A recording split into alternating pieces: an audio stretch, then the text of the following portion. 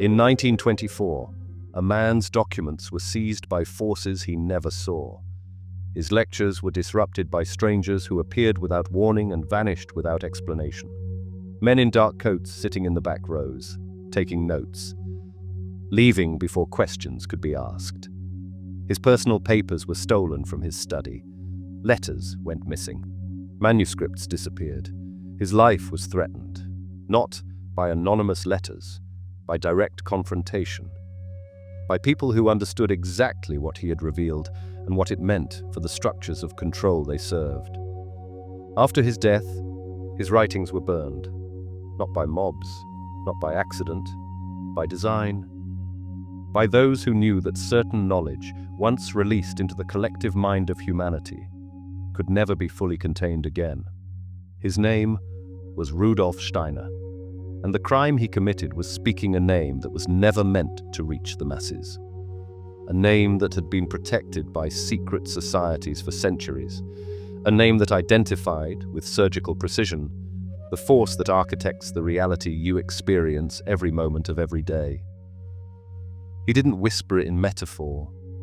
He didn't bury it in symbol or hide it behind layers of allegory that only initiates could decode. He spoke it directly, publicly, in lecture halls across Germany, Switzerland, Austria, to anyone who would listen, to rooms full of ordinary people who had no idea what they were about to hear. The name of the force that determines what you're allowed to perceive. The name of the entity that shapes what you believe is possible and impossible. The name of the intelligence that built the prison you live inside without knowing you're imprisoned. Ask yourself, what kind of information requires that response? What could one man have said that made the invisible architects of this world so afraid they had to silence him permanently? What truth is so dangerous that merely speaking it aloud makes you a target for forces that operate in shadows? There is an ancient law that runs through every hidden tradition on earth, every mystery school, every genuine, esoteric lineage. The law of naming. In the old stories, to know the true name of a demon was to have power over it. In the Egyptian mysteries, names were guarded more carefully than gold. In the Kabbalistic tradition, the names of power were spoken only in secret, only to initiates who had proven themselves ready. Across cultures separated by oceans and millennia, the same understanding persists. Names do not create power. Names break invisibility. A force that operates in shadow depends entirely on remaining unseen. It works through proxies, through systems, through assumptions so deeply embedded that no one thinks to question them. The moment you can identify it, describe it, point to its fingerprints on your own thoughts, you step outside its control. You become dangerous. Not because you fight it, because you see it. And seeing is the beginning of freedom. This is why certain names are forbidden. This is why Steiner was silenced. This is why you have never heard what I am about to tell you, despite it being spoken clearly, publicly, to thousands of people over 100 years ago. What names are still forbidden today? What truths, if spoken clearly in front of millions, would cause the same response Steiner received? What knowledge is so threatening to the structure of this reality that merely naming it makes you a target? You are about to find out. The prison you live inside has no walls, no guards patrolling perimeters, no barbed wire catching the light, no watchtowers scanning for escape attempts, no cells with numbers, no locks with keys. This prison is made of something far more effective than stone or steel. It is made of perception, of assumption, of beliefs you absorbed before you could question them, of a reality that was defined for you before you had the capacity to define anything for yourself. You have felt it your entire life. That sensation that something is fundamentally wrong with the world. Not wrong in the way that bad things happen to good people. Not wrong in the way that life is unfair. Wrong at a deeper level. Wrong in the way that the very fabric of existence feels constructed, engineered, and artificial. Like a stage set where everyone else believes the painted backdrop is real sky. You've had moments, glitches, instances where time seemed to skip or repeat, where déjà vu felt too specific, too vivid, too meaningful to be mere neural misfiring, where synchronicities stacked so perfectly that coincidence became absurd as an explanation.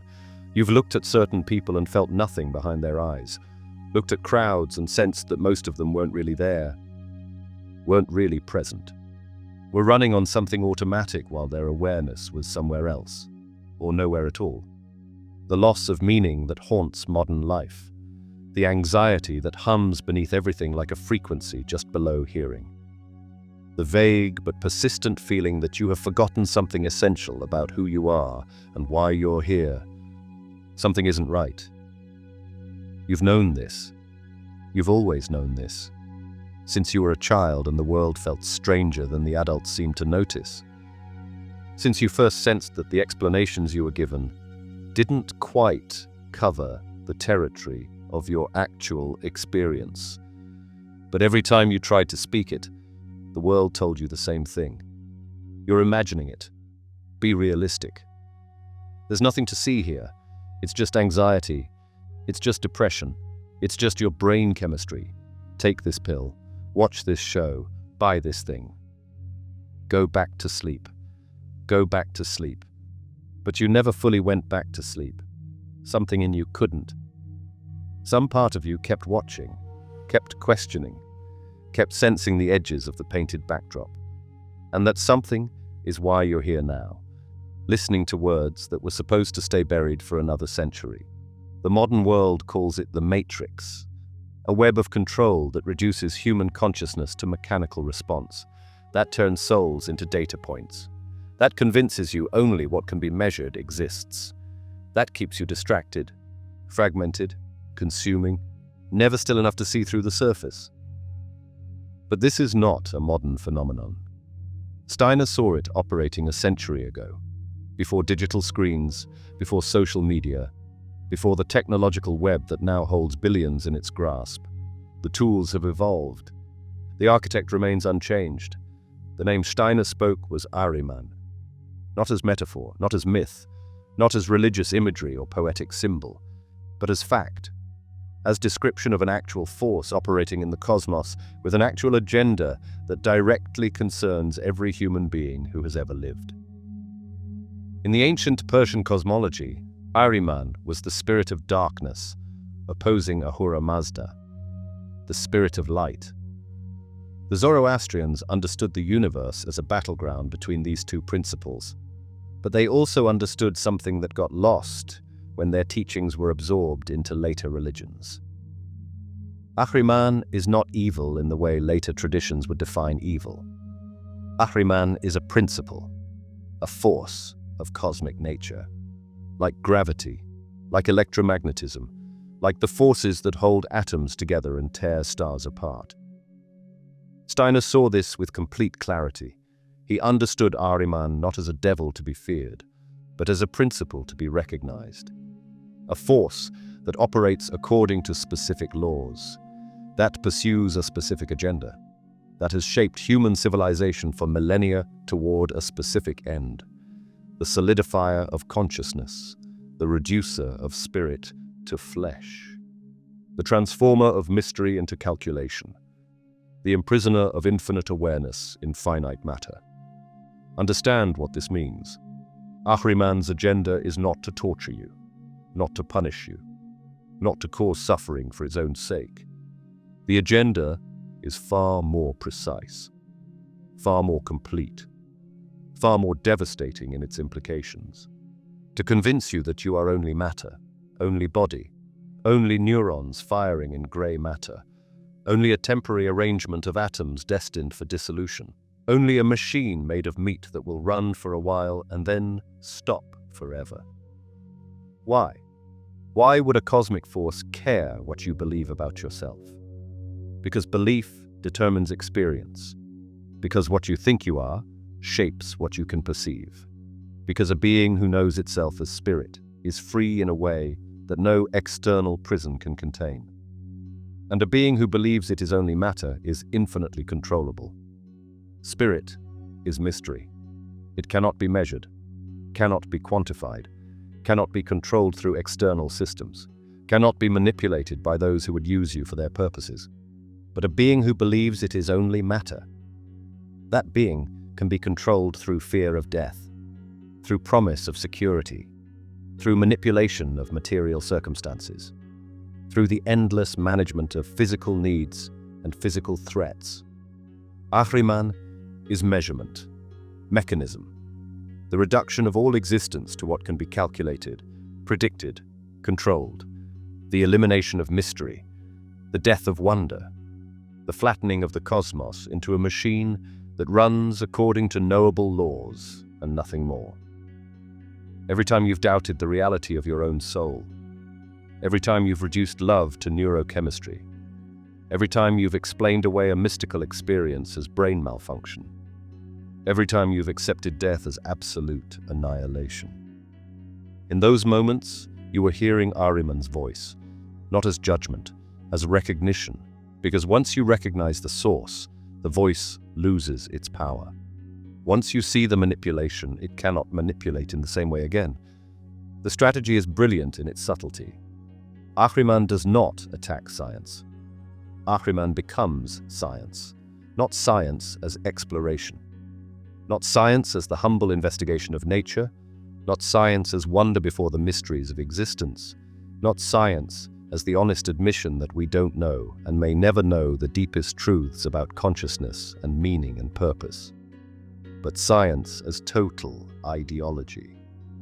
The belief that only what can be measured is real, that only what can be quantified matters, that consciousness itself is nothing but an accident of chemistry, that meaning is a human projection onto meaningless matter, that you are a ghost in a machine, and the ghost is an illusion, and only the machine is real. Trace the trajectory. It unfolds across centuries with the precision of a plan. Newton gave us the mechanical universe, the cosmos as clockwork, planets moving according to mathematical laws, the heavens stripped of angels and filled with equations. This was useful. This was powerful. This gave us technology and prediction and control over material processes, but it also planted a seed, the seed of total mechanism. Darwin gave us life as accident. The miracle of consciousness explained as random mutation and survival pressure. No purpose, no direction, no meaning, just chemistry trying different combinations until something worked. The soul was no longer necessary as an explanation. Biology was sufficient. The materialists completed the work. Consciousness is epiphenomenal, a byproduct, the exhaust fume of neural computation. Your sense of being someone, of experiencing, of meaning and love and beauty and purpose, all of it reducible to electrical signals in tissue that happened to evolve because it helped your ancestors survive. Each step was presented as progress, as enlightenment, as liberation from primitive superstition, and each step tightened the chains. Because the genius of this seduction is that it feels like waking up. It feels like maturity. It feels like finally seeing reality clearly instead of through the fog of childish beliefs about meaning and soul and consciousness. The irony is devastating. You think you've awakened from illusion. You've descended deeper into it. Science, as a method, is beautiful. The humble investigation of nature, the willingness to be wrong, the openness to mystery, the recognition that the more we know, the more we discover we don't know. Science as ideology is prison, the declaration that only matter exists, the dismissal of everything that cannot be weighed and measured, the closing of every door that might lead beyond the material surface, the mocking of anyone who suggests there might be more. One liberates, one enslaves, and you have been swimming in the second your entire life while believing it was the first. And now, we arrive at the crown jewel, the final piece of the architecture, the technology that makes all previous tools obsolete. The battlefield is not territory. The battlefield is not resources. The battlefield is not ideology. The battlefield is attention. Steiner understood this a century before the smartphone existed. He said the force controlling the matrix would use technology to fragment human attention, to scatter consciousness across so many surfaces that it could never gather enough depth to see through the illusion, to make impossible the inner silence necessary for spiritual perception. He said this in 1919, before radio had reached most homes, before television, before computers, before the internet. Before anyone could imagine a glowing rectangle that would follow you everywhere, that would know your desires before you spoke them, that would capture your attention more completely than any technology in human history. Look at what has come to pass. The average person now touches their phone over 2,000 times per day, 2,000 interruptions, 2,000 fractures in presence. Every touch is a micro-death of attention. Every notification is a tiny hijacking of awareness. Every scroll is a moment of consciousness that will never be recovered. Behind each notification is a team of engineers, psychologists, neuroscientists, behavioral economists. Their job is not to inform you, not to serve you, not to make your life better. Their job is to capture you, to hold your attention as long as possible, to make the release of your gaze as difficult as possible. Every color is tested, every sound is calibrated, every timing is optimized, every variable is measured and adjusted to trigger dopamine. To create loops of compulsion you cannot resist, to turn your attention into a resource that can be harvested and sold to the highest bidder. You are not the customer, you are the product. Your attention is the commodity. Your consciousness is being strip-mined for profit, but it goes deeper than commerce, because attention is consciousness, and consciousness is what sees through the simulation. If your attention is controlled, your reality is controlled. Let that sink in, because this is not hyperbole. This is the precise mechanism by which the prison operates. Keep consciousness fragmented. Keep perception on the surface. Never allow the stillness in which something deeper might be recognized. Never permit the silence in which the true self might speak. You think you are choosing what you watch, but the deeper truth is not about what it shows you, it's about what it cannot control. Your direction. Technology may shape the pathways we walk, but it does not decide who we become. It can organize information, optimize attention, and predict trends, but it cannot generate purpose, courage, or will. Across the digital world, life increasingly appears as data. Profiles replace introductions. Performance scores interpret effort. Metrics summarize productivity. Dashboards attempt to translate health into numbers. Social media compresses expression into engagement statistics. Useful tools, but incomplete ones. Those qualities rise only from human choice. Numbers can analyze behavior, but they cannot define identity. We are not data sets. We are decision makers navigating with new instruments. And the truth is, humanity has lived through every technological transformation the same way, by adapting, learning, and mastering its creations rather than becoming owned by them. Every major innovation once inspired fear. The printing press, electricity, radio, television, each was predicted to reshape the human spirit beyond recovery. None did. We integrated them. We evolved with them. This era is no different. But they do not eliminate autonomy. People still decide what they value. They still choose how to live. They still determine what deserves their time. No equation can replace that. What we are experiencing is not collapse. It is recalibration. Human beings are learning how to coexist with vast digital systems while guarding what gives life direction, creativity, discernment, and purpose. This is not the end of humanity's freedom, it is the next chapter of it. And despite all the noise, despite all the data streams and dashboards, one truth remains stable. Everything meaningful still originates from human will. From disciplined effort, from innovation, from vision, from the refusal to become passive passengers of our own tools. Machines may count circumstances. Humans create outcomes. The future isn't controlled by algorithms. It's built by people. And as long as people stay aware, intentional, and hopeful, the direction of civilization remains in human hands. Stay focused, stay positive, stay human. We're moving forward, together, feeling of connection. We'll comply with any demand if it means not being alone, beneath all the control systems, beneath the attention capture and the quantification and the synthetic connection. There is one chain that holds everything else in place: the fear of death. If you believe you are only matter, death is annihilation, the end of everything you are, the void into which your entire existence dissolves without trace or remainder, no continuation, no meaning preserved, no consciousness surviving, just the lights going out, forever. And a being who believes in annihilation will do anything to postpone it. If death is real annihilation, nothing matters, so fear always wins. A being who fears annihilation will trade infinity for safety, will surrender any freedom for another year, another month, another day of continued existence, will accept any limitation if it promises protection from the void, will comply with any system that offers security against the darkness waiting at the end.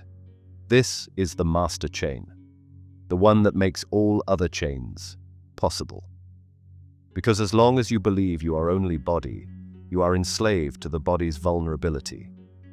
You can be controlled through anything that threatens the body or promises to protect it. But what if the belief is false? What if you are not the body? What if the consciousness hearing these words right now is the same consciousness that was present when you were 5 years old, unchanged, while the body changed completely? The same witness observing through different eyes? What dies is the vehicle. What you actually are never dies, because it was never born. It exists in a dimension that time does not touch. And so we trade, constantly, endlessly. Freedom for security, sovereignty for safety, power for protection.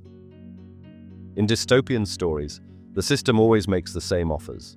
First, it offers protection. Surrender a little privacy, a little autonomy, a little capacity for independent action.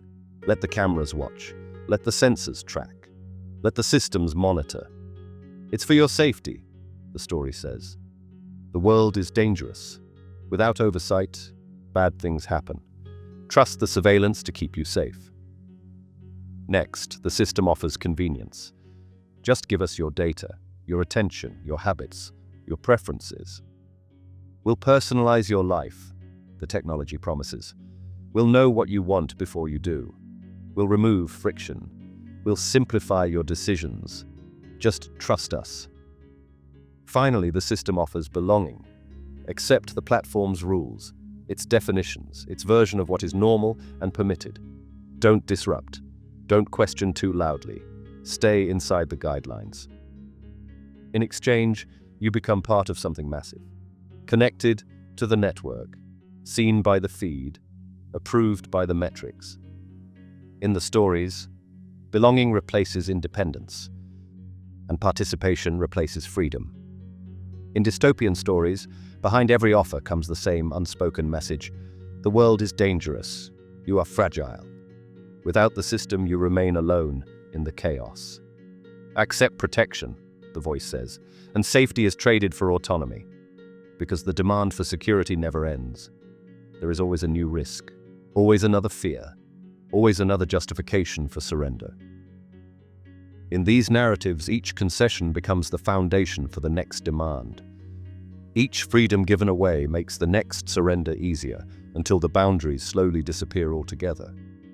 The most sophisticated prison imagined in film and literature isn't built with walls. It's built inside the human mind. A prison where inmates begin to regulate themselves, where social pressure replaces enforcement, where people come to request the very rules that limit them, believing they are choosing safety over freedom. In this kind of prison, the guards are invisible, because vigilance has been internalized. And this is the haunting question that dystopian stories leave with us. When control no longer needs force, when compliance feels voluntary, when restrictions feel like comfort, Where exactly does freedom begin and where does it quietly end? But the story becomes more complex, because Steiner said that Ahriman does not work alone. There is a second force moving from the opposite direction, shaping an entirely different kind of trap, one that captures those who manage to escape the first prison, only to find themselves in another equally subtle one. He called this force Lucifer, not the horned figure of later mythology, but a cosmic principle just as impersonal and real as gravity itself. A force that offers spiritual experience without grounding, ecstasy without responsibility, transcendence without transformation, escape without return. Where Ahriman chains humanity to matter, reducing existence to machinery and metrics, Lucifer dissolves humanity into abstraction and fantasy. Where Ahriman declares that only what is measurable is real, Lucifer whispers that nothing material matters at all. Where one produces the hardened skeptic who denies the spiritual entirely, the other can produce the ungrounded mystic who floats away from the responsibilities of earthly life. Steiner's warning was precise. Both paths become prisons. Both can neutralize awakening, because neither allows the human being to stand in the only place where freedom truly exists. That place is the middle path, fully present in physical reality while simultaneously awake to spiritual dimensions.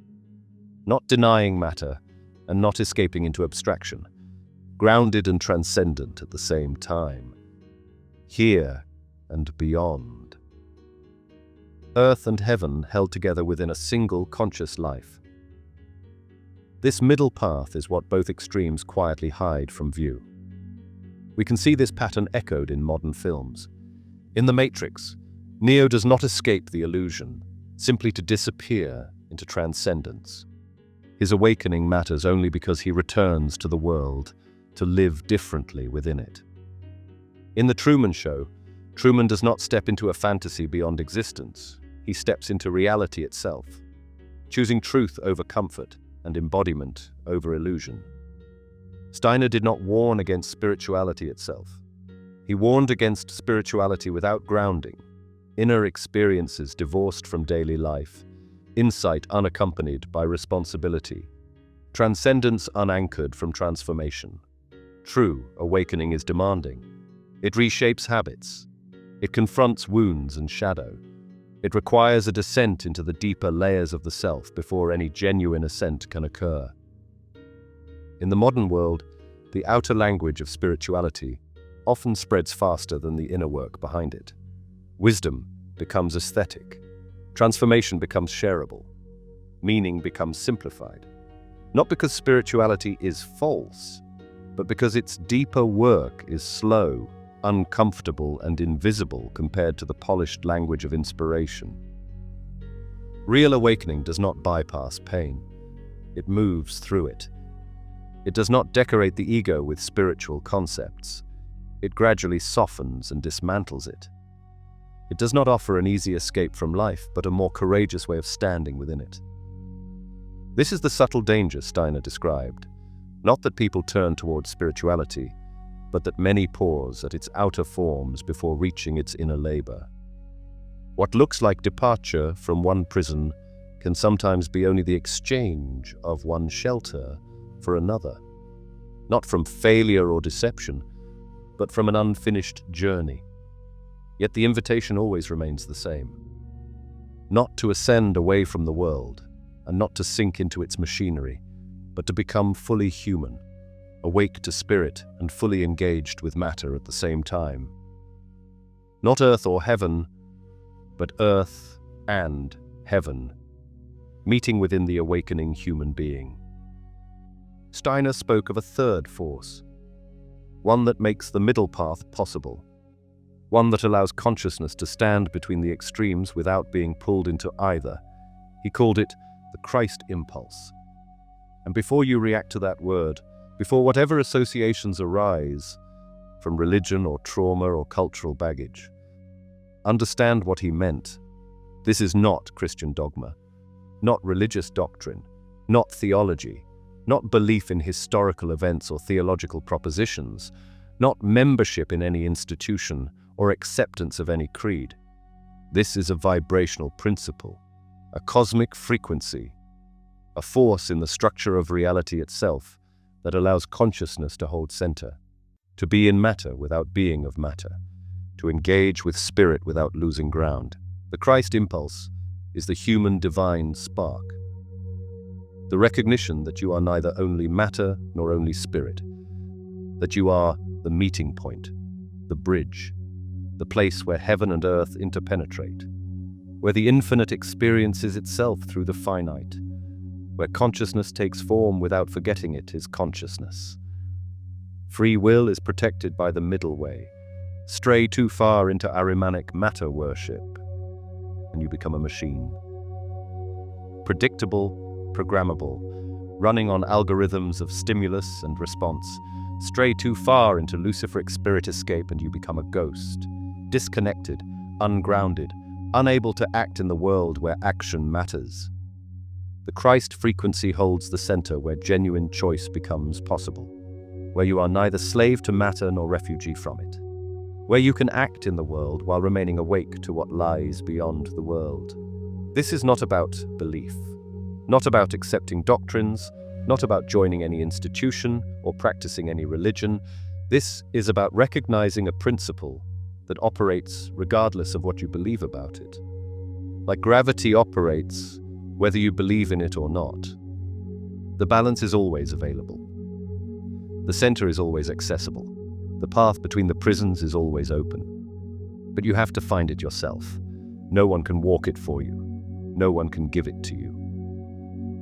It is discovered in the privacy of your own consciousness through the discipline of your own attention. What does it mean to walk this path? To be neither materialist nor escapist, to stand between the forces without being claimed by either. It means holding matter and spirit simultaneously, fully engaged with physical existence, working, creating, loving, struggling, failing, succeeding, aging, dying, all of it. None of it avoided or transcended through spiritual bypass, and simultaneously, fully awake to dimensions beyond the physical. Knowing that what appears as matter is consciousness in form, that what seems solid is energy in pattern, that what dies is not what you are. It means discipline without denial. The body is real and requires attention, food, movement, rest, care. The soul is real and requires attention, stillness, reflection, practice, cultivation, neither sacrificed to the other, both honored in their proper place. It means mysticism rooted in responsibility, not using spiritual understanding to escape worldly obligations, not floating above the mess of human life in a cloud of detached serenity, but bringing spiritual awareness into every worldly action, the sacred expressed through the mundane. Transcendence incarnated in the ordinary. This is harder than either extreme. It is far easier to deny spirit completely and live as a comfortable materialist. Far easier to flee into spirit and ignore the demands of earth. The middle path requires constant attention, constant recalibration, the willingness to be pulled toward both edges and return to center again and again. The Christ impulse was not meant to be worshipped. It was meant to be lived, not believed in, embodied, not prayed to, enacted, not placed on an altar and admired from a distance, integrated into every moment of waking existence. In 1919, the philosopher Rudolf Steiner issued a warning, a prophecy meant not for his century, but for ours. He said the ancient force he called Ahriman would not remain a distant influence. It would not hide only in ideas, or whispers of ideology, or abstract systems. He said this force would seek incarnation, not as a demon with horns, not as a single tyrant to overthrow, not as a dictator, a billionaire, or a masked villain, but as something far more difficult to confront, a civilization itself. An embodiment expressed not through one man, but through entire systems, institutions, technologies, culture, a way of living that feels so normal, No one questions it anymore. Movies tried to show us what this would look like. In George Orwell's 1984, the world where Big Brother doesn't just watch you, he is everywhere. Not a person, a presence, a total system where truth is manufactured, language is controlled, and privacy is extinct. In The Truman Show, the prison isn't made of metal bars. It's made of normality, of routine, of scripted smiles, of a reality staged so completely that the captive never suspects the walls are fake. Truman isn't chained, he's conditioned. In The Matrix, the machines don't conquer humanity with violence. They win through comfort, through illusion. A simulated reality so familiar, people would rather defend it than escape it. Because the greatest cage isn't built around the body, it's built inside the mind. Steiner's prophecy described this same dynamic. He said the incarnation would not be a man, it would be a world. A reality structured around a cold principle. Everything must be measurable. Everything must be profitable. Everything must be optimized. Markets where value equals price, where creativity, relationships, attention, and even identity become commodities. Systems of artificial intelligence that elevate calculation above consciousness. Where intelligence without a soul is crowned superior to wisdom with depth. Humans becomes the flawed original. Machines become the ideal template. Surveillance regimes eerily close to Orwell's nightmare, where movement, speech, purchases, searches, and beliefs are all logged. Where privacy becomes a nostalgic concept and optimized for management. In modern bureaucracy, or what could be called data citizenship, you are no longer simply a person. You are a statistical profile, a behavioral prediction, not recognized for your soul, but for your search history, your spending habits, your compliance score. Here is the terrifying part of Steiner's prophecy. An incarnating cosmic force does not arrive all at once. It creates a field first, a psychological atmosphere. It reshapes values. It programs institutions. It molds culture until its worldview feels inevitable, until it doesn't even look imposed. It just looks like reality. Look at the modern world through film's lens. What ideas are rewarded? Efficiency without reflection, productivity without purpose, fame without depth, connectivity without connection. What ideas are ridiculed? The soul, transcendence, spiritual meaning, the possibility that consciousness may be something more than a chemical accident. Just like in 1984, spiritual language becomes dangerous. Just like in The Truman Show, questioning the set becomes socially awkward. Just like in The Matrix, doubt is treated as dysfunction. And beneath it all lives the unspoken assumption: you are expendable. Your consciousness is an accident. Your life has no intrinsic meaning. You are merely matter arranged into temporary awareness, soon to be erased, remembered only by data backups and social media, until even those dissolve. This is the cultural preparation Steiner warned about. Not the moment of arrival, but the readiness for arrival. In film, we assume the invasion arrives suddenly. A villain appears, chaos erupts, the hero wakes up. But Steiner said reality is slower, more subtle, more dangerous. When the incarnation comes, no one notices, because they were raised inside it. The world already embodied the principle long before anyone called it by name. The incarnation does not arrive at a moment. The incarnation is a process, and the process feels hauntingly complete. We are living in the world movies tried to warn us about, a society where the cage is invisible, where the watchers don't need eyes, where the script writes itself, where the machines hum softly beneath everyday life. Not because something evil appeared, but because the world was prepared to receive it. The incarnation may not be arriving. The incarnation may already be here, and if Steiner is right, this is not the beginning of the story. It is the point where the protagonist must finally ask the question that Truman, Neo, and Winston all faced. What world am I actually living in? Everything changes here. Because knowing about the prison is useless if you remain inside it. Understanding the architecture changes nothing if you continue to live by its rules.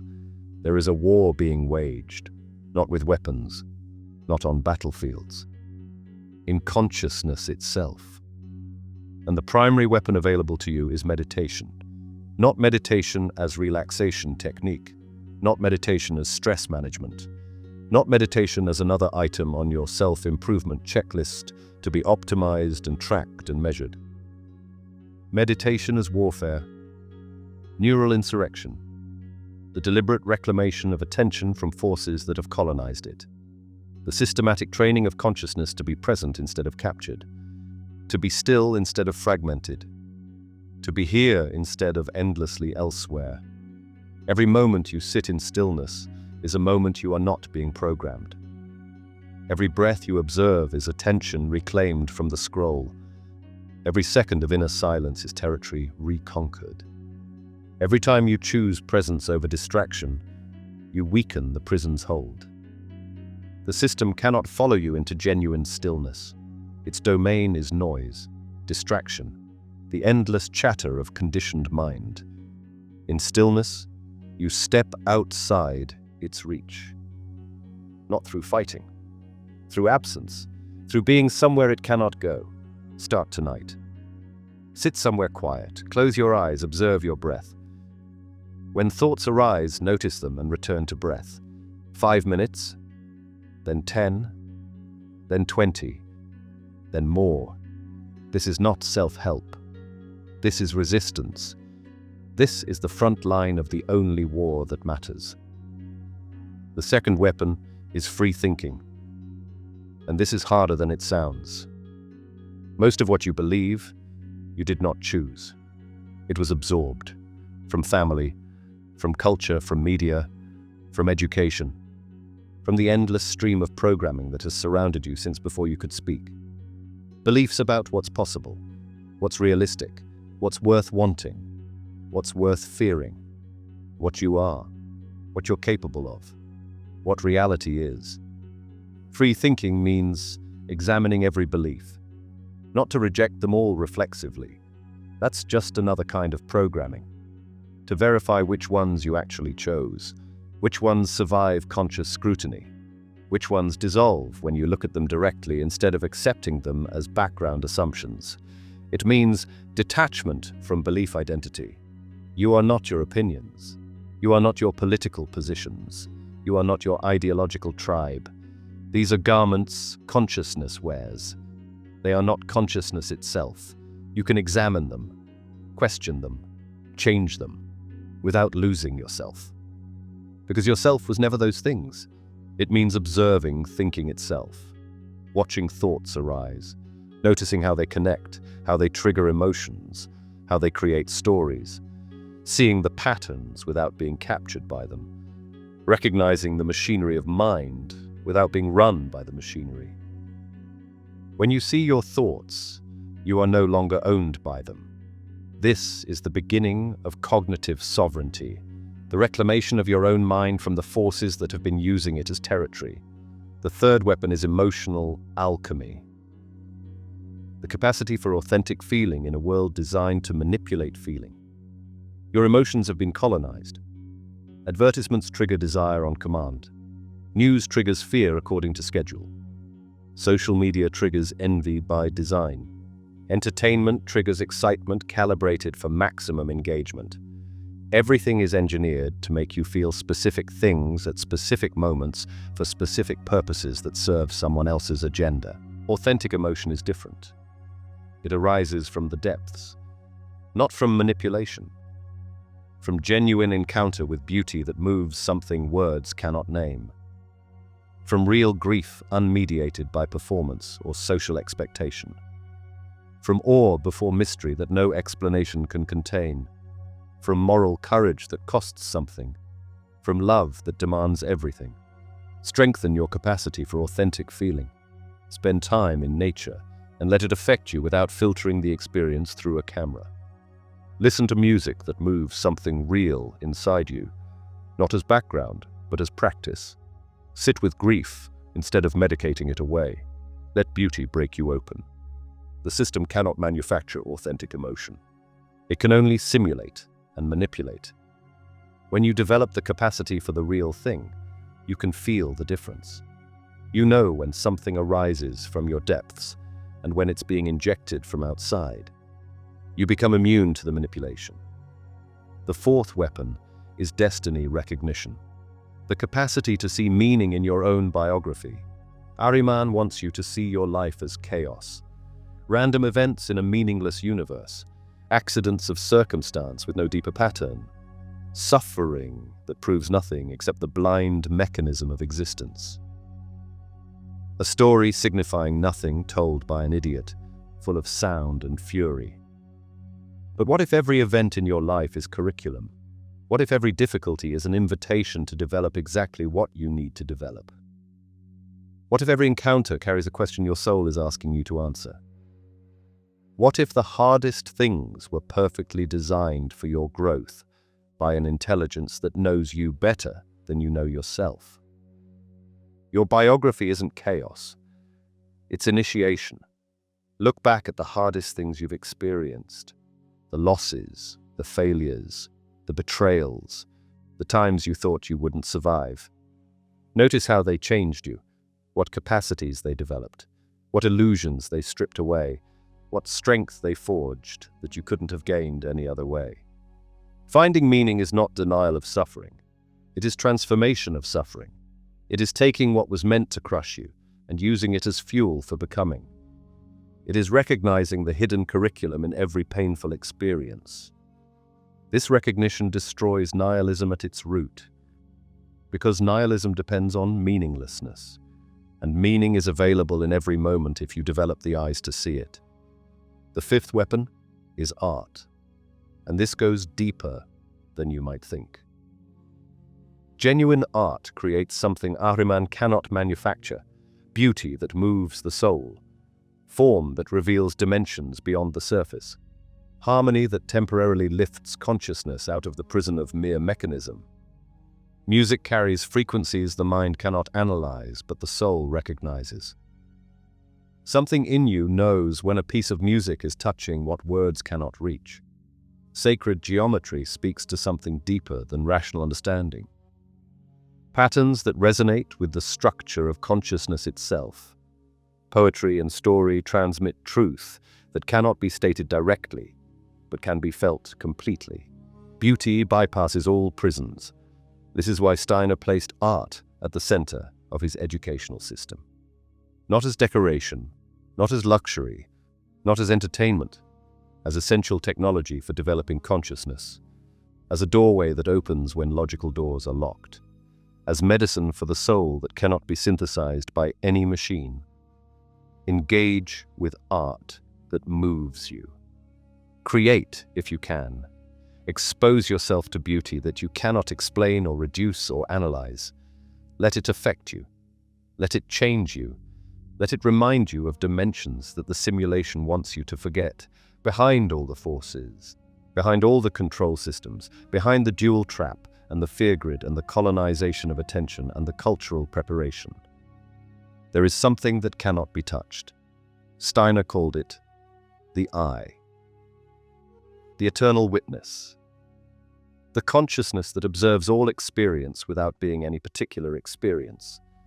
The awareness that has been present every moment of your existence, while everything observed by that awareness changed completely. Think about this carefully. You have been present every moment of your life. The body you had at 5 years old is completely gone. Every cell replaced multiple times. The beliefs you held have shifted, some reversed entirely. The emotions you've felt have cycled through every possible state. Joy, grief, fear, love, rage, peace, despair, hope. All of them. None of them permanent. Your circumstances have transformed beyond recognition. Where you live, what you do, who you know, what you think is important. All different from 10 years ago, 20 years ago, 30 years ago. But something has remained constant. Something has watched all of this happen. Something was there when you were 5 years old, and is here now. Unchanged. The same presence, the same awareness, the same I. What is that? What is the thing that remains when everything else passes? What is the witness that has been present through every experience without being destroyed by any experience? That is the I. That is what you actually are. Not the body, not the thoughts, not the emotions, not the story, not the roles you play or the masks you wear or the identities you've constructed. The awareness in which all of these appear. The space in which all of this happens. Something watches all of this happen, and that something is you. The eternal witness cannot die. It was never born. It exists in a dimension that time does not touch.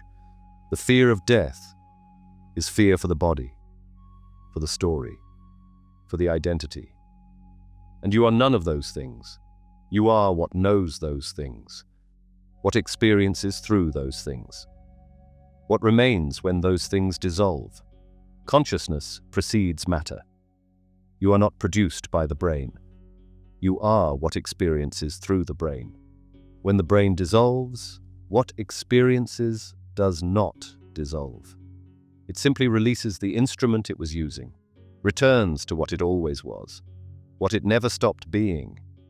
Remembering this dissolves fear, not as belief, not as hope, not as faith in something you cannot verify, as recognition, as direct seeing of what has always been true, as waking up from the dream of being only matter into the reality of being what knows matter. The I grows strong in solitude, not loneliness. Loneliness is painful isolation you didn't choose, the ache of disconnection, the suffering of being cut off. Solitude is different. Solitude is sacred withdrawal you deliberately create. The choice to step away from the noise. The decision to be alone with your own awareness, unmediated by screens or voices or the endless demands of a world that wants your attention.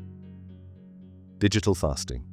Hours or days without screens, without the endless input, without the colonization of attention by forces that want something from you. Just you and your own awareness and whatever arises in the space you create. Nature, isolation. Time. In wilderness where human constructs fade and something older speaks. Where the matrix thins and the simulated falls away. Where you remember that the natural world existed before any of this and will exist after all of it dissolves. Silence immersion. Not just external silence, though that helps. The inner silence beneath thought. The stillness that holds all movement. The space in which the noise arises. Finding that, returning to that, living from that. This is why solitude is avoided, why every silence must be filled, why being alone with yourself has become almost impossible in modern life, because in solitude you might remember, and remembrance is the one thing the simulation cannot survive. And so we arrive at the question. Not a question about what to believe. Belief is cheap, easy, changes nothing. Not a question about what to do. Action without transformation is just rearranging furniture in the prison cell. A question about what to be. Will you awaken, or will you remain something that reacts instead of creates? Something that runs programs instead of writing them? Something that consumes instead of becomes? Something that scrolls instead of sees? This is not a question with a right answer you can memorize. This is a question that creates who answers it. The asking changes the asker. The answering determines everything that follows. You can return to the scroll. The trance will welcome you back without judgment. The simulation will continue its operations. The programs will keep running. Nothing will be lost except this moment of recognition. This crack in the wall. This glimpse of something beyond. Or something in you can decide. Not to believe what you've heard. Belief is not what's being asked. Not to follow any path laid out by another. Following is not awakening. Not to join anything or accept any authority. That's just changing cells. To investigate, to verify, to test every claim against your own direct experience, to sit in silence and see what reveals itself, to observe your own mind and see who is observing, to practice the disciplines and notice what changes, to develop capacities you don't yet have. Reject blind belief, including belief in what I have said. Steiner demanded this of his students. He said again and again, "Do not accept my words. Verify them yourself. Develop your own capacity to see." Any teaching that asks you to believe without verification is a trap, no matter how beautiful it sounds. Investigate personally. Sit in silence and see what reveals itself when the noise settles. Observe your own mind and notice who is observing. Test the practices and document what changes. Trust your own direct experience above any authority, including me. Stand between extremes, neither materialist denying all spirit, nor escapist fleeing all matter. Find the middle path that both forces collaborate to hide, the place where you are fully here and fully awake to what lies beyond here. You're not being asked to join anything, not being asked to believe anything, not being asked to follow anyone. You are being asked to wake up. And that is something only you can do, something no one can do for you, something that happens in the absolute solitude of your own consciousness, something that changes everything while looking like nothing from outside. If this resonates, you are not alone, not a community of believers. Believers change nothing, a gathering of witnesses, explorers of the territories Steiner mapped, investigators of the prison he named, people who have decided to see whatever the cost of seeing. What you find is your own. What you become is your choice. The path leads where you take it. 100 years ago, a man saw behind the curtain and spoke what he found. They seized his documents. But the documents were copied. They disrupted his lectures, but the words were recorded. They burned his writings, but the fire could not consume what had already spread. Through you, now, in this moment, as you hear what was supposed to stay hidden for another century, the name has been spoken again.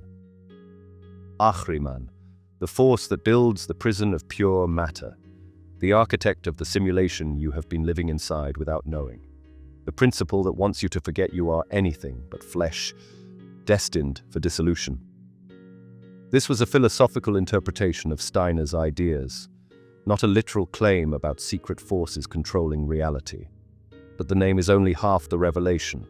The other half is who you are, the eternal I, the witness, the consciousness that was here before you had a name, the awareness that will be here after every name is forgotten, the self that no system can contain because it is the space in which all systems appear. The matrix does not imprison souls. It only forgets they belong to themselves. Remember who you are, and the architecture collapses. I'll see you in the next one.